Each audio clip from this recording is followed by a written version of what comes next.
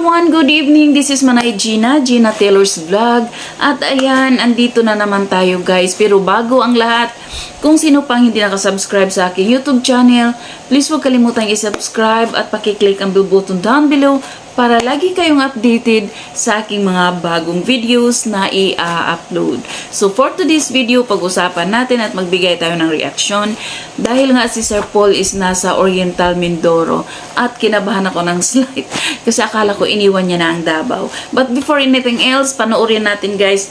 Ayan si Sir Paul na nasa Oriental Mindoro. So ayan guys, pakinggan natin ang paliwanag ni Sir Paul kung babalik pa ba siya ng Davao or hindi na. So ayan, panoorin muna natin guys. Yun, okay. Kaya po ako nandito sa Mindoro para ma-introduce ko po na meron din tayong kababayan na mga mangyan na kailangan din ng tulong dito sa Mindoro. So dahil tinutulungan po natin ay mga katutubo, ako po, personally ako po ay talagang taga Mindoro. So gusto ko rin pong makatulong sa mga kababayan ko dito sa aming homeland, ang Mindoro. Na kahit na taga-isla ko, it's part of Mindoro pa rin. So magaan sa loob ko na makatulong ako dun sa lupang aming sinilangan, which is yung Mindoro.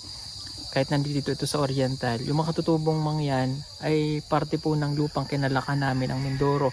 Kaya nandito po ako para makatulong din. Yung tanong po na rin kung dito na ako magstay ay hindi naman po, no? Kasi kaya po ako nandito para ma-introduce ko sa inyo. Nandito sila PB Team Ren, si PB Team Onjay, ang kapatid ko.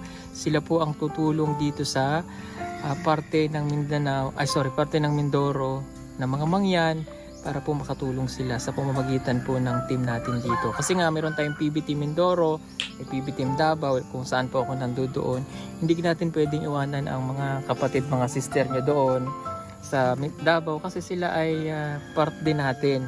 So pupunta-punta lang ako dito, bibisi-bisita para matingnan ko at halimbawa magkaroon kayo ng project. So ayun guys, napanood natin at narinig natin ang paliwanag ni Sir Paul na babalik siya ng Davao. At sa ngayon ay ini-introduce na muna niya kung siyempre kasi andun yung PB team niya. Siyempre, kailangan niya sigurong i-guide muna or siyempre din natin alam kung anong mga pwedeng ginagawa ni Sir Paul para sa kanyang PB team para maging handa na sa pagbalik niya dito ng Davao, yung PB team naman, Mindoro, yun yung sila naman ang tutulong doon. So, yun lang guys. And thank you for watching at naliwanagan na ang mga taga Davao.